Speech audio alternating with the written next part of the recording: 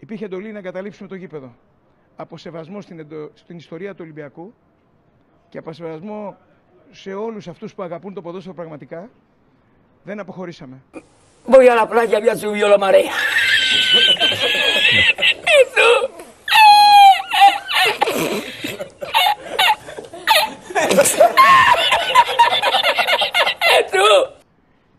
Ένα κατακάθαρο γκολ. Ένα πέναλτι που θα το έδινε και ο καθαρότερος ποδοσφαιρικός ηγέτης ο Μελισσανίδης. Ο άνθρωπος που δεν έπρεπε να είναι στο ποδόσφαιρο, γιατί έχει καταδικαστικές αμετάκλητες αποφάσεις για δωροδοκίες. Ο άνθρωπος που δεν είναι στο ποδόσφαιρο, γιατί έχει αμετάκλητες αποφάσεις για δωροδοκίες δημοσίων υπαλλήλων όταν είχε τη σχολή οδηγών. Ο άνθρωπος που διαφεντεύει αυτή τη στιγμή το ελληνικό ποδόσφαιρο. Έχει κλόουν τους υπόλοιπους που είναι στην ΕΠΟ. Αυτά είναι πρωτοφανή πράγματα.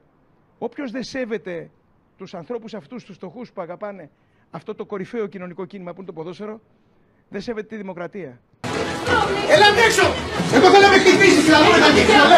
Ο εισβολέας θα πρέπει να εξηγήσει πως είναι δυνατόν να ζητά να τον χτυπήσουν, να βιοπραγεί ο ίδιος χωρίς να προκληθεί, να κάνει μετά τον λιπόθυμο και στη συνέχεια, με την εγκυρότητα που τον διακρίνει, να λέει αυτά που θα δείτε στις κάμερες. Καταφέραμε να μπούμε με αυτόν τον τρόπο, γιατί πίστευα ότι πρέπει να ακουστούν ορισμένα πράγματα και τελικώς με χτύπησαν και πρώτης εισόδου του στούντιο.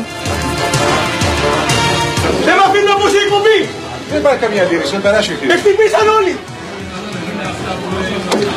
Χτυπήσατε όλους! Τους χτυπήσατε όλους! Υπεύθυνος για όλη αυτή την κατάσταση είναι αυτή τη στιγμή αυτός που είναι ο πολιτικός προϊστάμενος του κράτους. Δεν μπορεί να μην βλέπει αυτό που γίνεται εδώ και χρόνια. Δεν μπορεί να μην βλέπει αυτό που γίνεται σε όλες τις κατηγορίες.